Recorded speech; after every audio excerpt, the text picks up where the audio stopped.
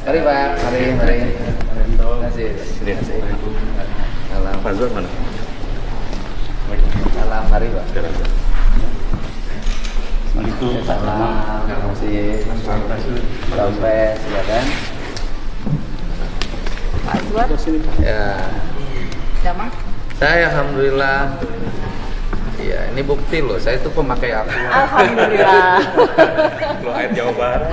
Ada. Kudu atuh. Bukan hanya di sini, di rumah, di mobil, di tempat tidur. Saya itu peminum air putih. Bangun Bagus. tidur 2 gelas, nanti olahraga 3 gelas.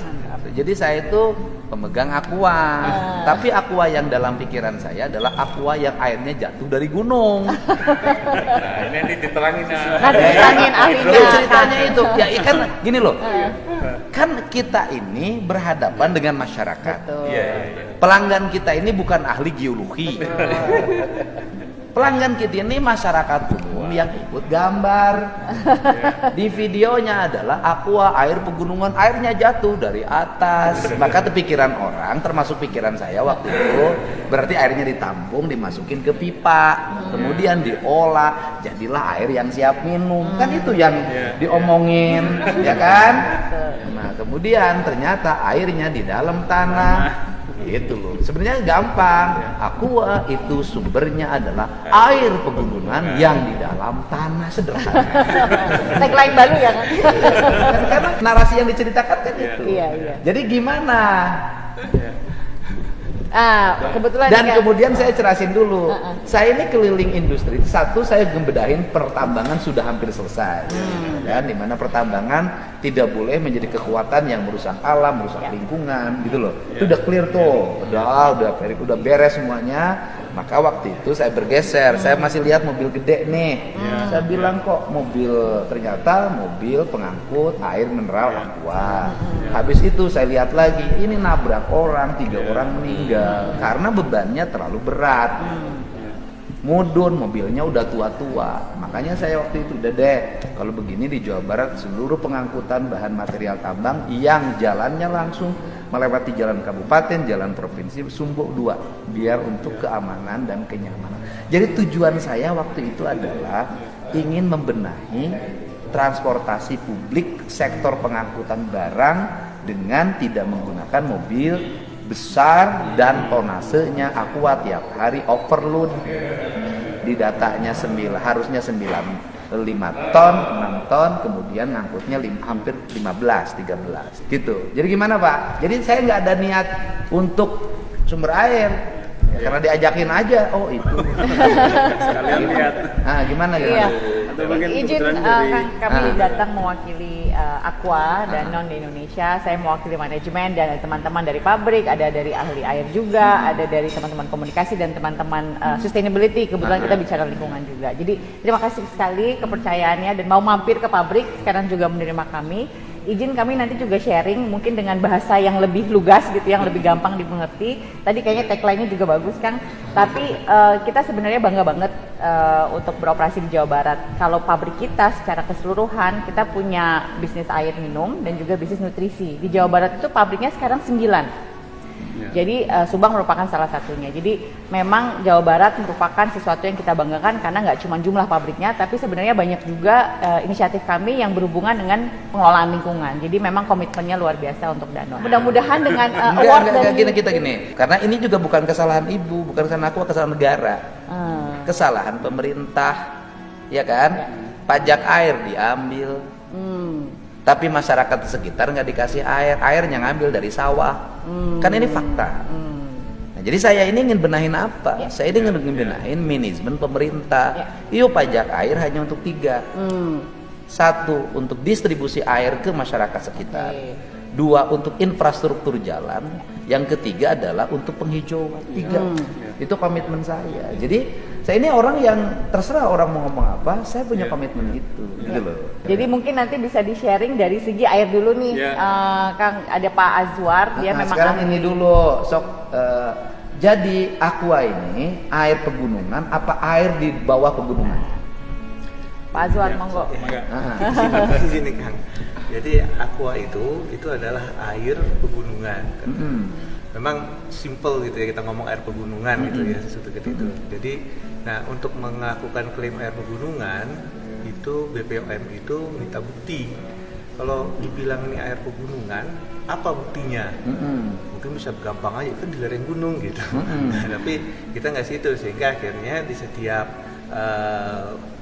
sumber air kita itu kita melakukan studi dengan universitas. Nah, salah satunya di sini kita melakukan studi dengan Universitas Pajajaran.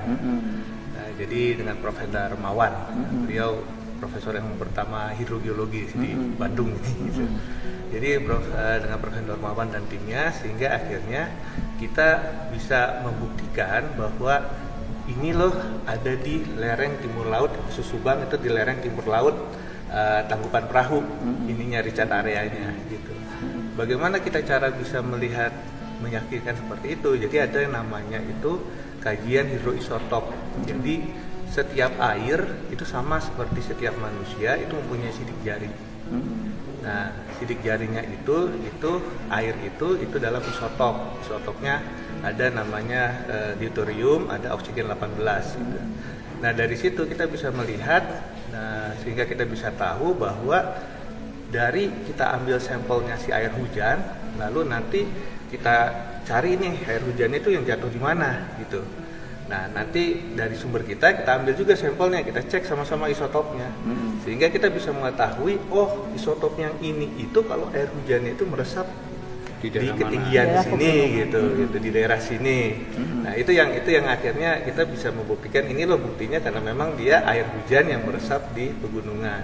Karena memang sama juga dengan mata air, memang kalau di dalam pembagian perizinan kalau mata air itu dikategorikan sebagai air permukaan sehingga perizinannya larinya ke PUPR, Kementerian PUPR, sedangkan air tanah itu larinya ke Badan Geologi. Nah, ada kalau kita lihat secara definisi bahwa apa itu air tanah? Air tanah itu adalah air yang berada di bawah permukaan tanah. Nah, dari air tanah ini, tapi kalau kita lihat mata air juga sebenarnya keluar dari dalam tanah dia, gitu. Jadi ya memang ada yang keluar dari samping juga ada, tapi tetap aja dia di bawah permukaan tanah kan ada tubingan pemotong gitu dia keluar gitu.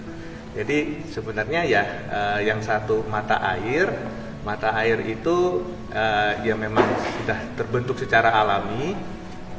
Nah, sedangkan kalau di aqua ini itu kita melakukan pengeboran. Nah, di pengeboran inilah kenapa kita melakukan pengeboran, karena salah satunya di dalam pengeboran itu kita bisa meyakinkan tempat sekelilingnya itu benar-benar bisa diproteksi gitu. Sehingga kita melakukan pengeboran, kita melakukan pemipaan, nanti kita melakukan sampai triple casing untuk meyakinkan bahwa air yang ada di aquifer yang dangkal yang di atas itu tidak keambil, tidak masuk karena terus terang ya aquifer yang ada di atas itu sangat rentan terhadap pencemaran gitu. Jadi kita memproteksi jangan sampai nanti mungkin sekarang tidak ada pencemaran tapi nanti bisa jadi kemudian hari kan banyak perubahan tata guna lahan gitu. Jadi itu yang kita coba pertahankan dengan standar kualitas dari airnya aqua sendiri gitu. Benar. Waktu awal aqua kan saya tahu saya nanti juga ke seluruh air mineral akan saya datangin. Bukan hanya aqua ya, pada semuanya semua harus tertib, terarah, memiliki komitmen pada lingkungan dan yang berkomitmen bukan bapak negara. Pemerintah provinsi, pemerintah kabupaten harus komitmen. Nah, kemudian pertanyaan saya adalah pertama aqua ke Cisalak, ke desa apa namanya? Dharma. Air yang digunakan yang mana? Pertama kali pabrik itu buka itu mungkin Bapak sudah hadir di sana yang melihat ada sumber satu di sana itu. Memang sumber satu itu sumber mata air itunya. Jadi mata air pertama kali pabrik dibuka, tapi dengan berjalannya seiringan waktu. Berarti kan gini, mohon maaf. Yang pertama itu waktu aqua berproduksi menemukan sumber air, air yang digunakan adalah air mata air. Ya, betul. Yang di sebelah kanan itu, yang longsor itu, yang mengalirkan aliran sungai yang di bawahnya. Betul. Artinya waktu awal aqua memproduksi air di Cisalak sesuai dengan iklannya. Kalau saya kan mengikuti pikiran publik. Ini kan hanya urusan pikiran publik, Pak. gini, sesuai dengan iklannya waktu awal berdiri Aqua di Cisalak Subang mengambil air itu sama dengan iklannya. Karena di atasnya diambil airnya dan pengambilan pipanya kan ke samping, tidak ke atas. Kata orang Sunda pancuran. Nah itu masuk logika. Kan ini ngomong logika aja. Kalau kualitas saya percaya yang 100 meter Pak dibanding permukaan kalau saya gitu loh. Kan saya juga orang kampung. Ada pohon beringin, ada pohon aren, kemudian ada pohon bambu bitung. Masukin tuh dari sini ke situ, cek bambu, keluarlah air habis itu. Nah, jadilah tempat saya mandi sampai sekarang Pak. Jadi kalau ngomong Mbak Kang Didi mandi dari mana? Air mata air. Saya itu di bawah tempat tidur saya itu mata air yang saya lindungi. Jadi saya mandi dari situ tiap hari, nggak pakai mandi dulu. Dan saya minum dari situ, sama dengan minum Aqua. Tapi saya beli terus tiap hari sama bapak. Nah, itu kan ngambilnya ke sini nih. Nah kan, berarti ke sini jadilah air. Nah kemudian setelah jadi air ke sini, jadilah juga di sini ada sungai, mengalirkan air dari situ kan saya lihat. Artinya waktu awal Aqua menemukan air di situ betul sesuai dengan iklan kan ini urusan aja mata air pegunungan kan itu Pak ya? Ya, waktu yang benar waktu pertama satu. Ya, pertama. Kan?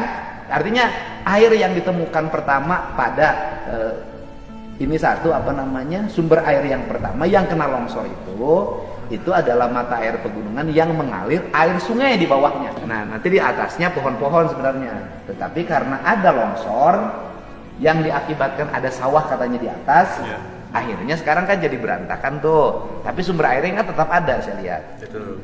Bener nggak itu? Ya, yang mana? Yang pertama. Pertama, ya itu betul. Memang yang pertama kali dipakai produksi itu memang yang mata air. Sehingga pertanyaan saya adalah mana yang kualitasnya lebih tinggi? Mata air yang pertama atau mata air yang ketiga? Yang 100 meter? Yang 100 meter itu yang lebih bagus. Yang lebih tinggi. Ya, Kualitasnya yang mata air yang lebih tinggi itu yang 100 meter. Bagaimana membedakan di bungkus Bapak, di botol Bapak, mata air yang pipa 1 dengan yang pipa 3? Dipisah nggak airnya? Enggak, karena yang di pipa 1 jadi waktu kita mengebor itu, setelah kita mengebor itu yang sumber 1 sudah tidak digunakan lagi. Sekarang nggak dipakai lagi? Tidak dipakai lagi. Sumber 2 yang di sebelah sana? Sumber 2 itu masih dipakai. Artinya kan itu hampir mirip Kak. Kedalamannya kan itu hanya 30. Gitu ngebor juga. Nah, artinya kan kedalaman 30. Artinya kan itu mata air yang di atas. Sebenarnya bukan mata air ya, karena ya kalau mata air kan ada sesuatu yang terbentuk secara alami gitu ya. Nah, mungkin ada istilahnya tadi Kang Deddy Cisirah. Cisirah. Tapi di sini memang salah satu syarat kita itu adalah kita itu mengambil airnya, akuifernya itu yang di bawah lapisan kedap atau biasa umumnya disebutnya confined aquifer. Jadi lapisan kedap itu adalah satu lapisan yang benar-benar padat. Jadi ibaratnya dari atas nggak bisa ke bawah, yang dari bawah nggak bisa ke atas gitu. Itu yang kedalaman berapa meter? Bisa beda-beda ya? Dua-duanya itunya. Okay. Jadi setiap pengeboran kita selalu mencari lapisan yang kedap ini. Karena apa? Karena dengan lapisan kedap ini berarti air akuifer yang di bawah itu dia terproteksi dengan ada kemungkinan pencemaran dari atas segala macam gitu, itu terproteksi di situ. Jadi itu yang kita ambil, dan termasuk juga sewaktu kita membuat sumurnya ini sendiri, setelah kita ngebor itu kita juga benar-benar membuat yang terbaik yang bisa dilakukan. Jadi kalau misalnya kita mau ngebor nih, kan pecah nih. Nah, begitu kan pecah ya, kan dia kan nggak mulus gitu kan, dia rusak tanahnya gitu. Merusak batu juga. Batunya kan dia rusak. Nah, makanya batunya ini kalau dia rusak kan nanti bisa kecampur gitu ya. Nah, jadi kita di sini menggunakan teknik yang namanya pressurized grouting gitu, kan. Jadi pakai pressurized grouting itu benar-benar kita masukkan si semen itu, kita kasih tekanan itu sampai ke titik, karena waktu membor itu benar-benar kita melihatin lapisan-lapisan itu sampai ke titiknya berapa gitu. Jadi disitulah kita stop sehingga akhirnya si lapisan si kedap itu benar-benar kembali menjadi kedap setelah kita bor dan kita masukkan casing. Air yang di bawah yang diambil 100 meter itu aliran air bukan? Aliran air ya dari Yang disebut sungai pegunungan. bawah tanah. Bukan sungai bawah tanah. Jadi yang kita sebut itu adalah aquifer. Jadi aquifer itu adalah batuan yang bisa menyimpan air dan juga bisa meloloskan air. Ya, artinya gini, Agak di poros bawah ya. itu kan ada sumber air yang diambil tiap hari tuh, ya kan? Nah, sumber air ini berasal dari mana? Sumber air ini Yang tadi- 100 meter itu, Ya, kan ya. pasti ada aliran dong, nggak mungkin kan air numpuk di situ, kan diambilin. Iya, Nah, dari betul. mana ini airnya? Airnya dari yang tadi saya sampaikan, dari mulai riset areanya yang di Dari gunung. Daerah tangkapan air. Tangkapan Dari di tangkapan atas, air, ya. kan dari gunung sampai Iya. ke situ. Betul. Pertanyaannya adalah berpotensi menimbulkan pergeseran tanah nggak? Nah, saat ini dengan studi yang kita kerjakan dengan Unpad dan nilai terakhir dengan UGM gitu, karena kenapa kita dengan UGM lebih fokusnya untuk terkait dengan longsoran, karena kebetulan di UGM itu ya salah satu pemegang internasional paten terkait dengan tekniknya untuk mencegah pelongsoran itu gitu. Jadi dari situ kita melakukan studi dan situ kita memonitoring sehingga sebenarnya dengan yang terjadi longsor itu kita sudah memberikan mempunyai suatu kajian, bahkan kita sudah taruh satu alat. Jadi ada alat untuk mengkontrol kalau terjadi pergerakan tanah di situ. Tapi ya karena semuanya terjadi begitu cepat ya tidak ada sempat juga ininya itu. Jadi dan juga setiap dua kali selama 1 tahun 2 kali itu kita juga melihat apakah ada perubahan nggak sih terhadap kondisi tanah itu, permukaan tanah. Jadi kita lakukan di situ dengan menggunakan alat dari Leica. Jadi ada GNSS itu salah satu untuk kita bisa mengetahui posisi kedudukan tanah itu ada perubahan apa enggak, dengan ada satelit yang digunakan, ada satelit yang Amerika, Rusia, Cina segala macam itu semua datanya dipadukan, diolah. Nah, yang mengolah gitu yang punya alatnya itu Leica itu. Ya. Pertanyaan saya menyerang. Kenapa saya menyerang? Ini kan mewakili orang. Kan orang bertanya nih hari ini. Pertama, mana yang lebih berkualitas? Air mata air, air kedalaman 30 meter, air kedalaman 100 meter. Udah dulu kan ini saya mewakili, yang minum mewakili diri saya sendiri. Ya. Kalau saya meminum air apa aja nggak ada masalah. Nah, mana yang lebih berkualitas? Mata air yang pertama yang ditemukan oleh Aqua, pengeboran yang kedua yang 30 meter, atau pengeboran yang ketiga yang 100 meter? Jadi yang ini saya pengen garis bawahi dulu bahwa sebenarnya air mata air gitu ya, dengan yang air yang kita ambil sini, atau bahkan mungkin kalau dahulunya gitu, kalau ada yang melakukan pengeboran di lebih dangkal lagi gitu, ngambil air gitu mungkin hanya 12 meter, bisa jadi kalau zaman dulunya itu mempunyai kualitas yang sama. Tapi dengan seiringan waktu akibat ada perubahan tanah guna lahan, ada pertumbuhan penduduk, sehingga akhirnya kerentanan itu makin berpotensi untuk terjadi gitunya pencemarannya. Dan kalau yang namanya pencemaran itu nggak bisa kayak mesin atau mobil mogok kita tahu gitu, tapi Yang minum air ini bukan pakar, Pak. Nah, Yang minum air ini banyak biasa. Jawabnya langsung aja, mana yang lebih berkualitas? Air yang di permukaan, cisirah mata air, air yang dibor 30 meter, atau air yang dibor 100 meter, mana yang lebih berkualitas? kualitasnya itu sama asal sesuai dengan standar standar yang sudah ditetapkan oleh pemerintah.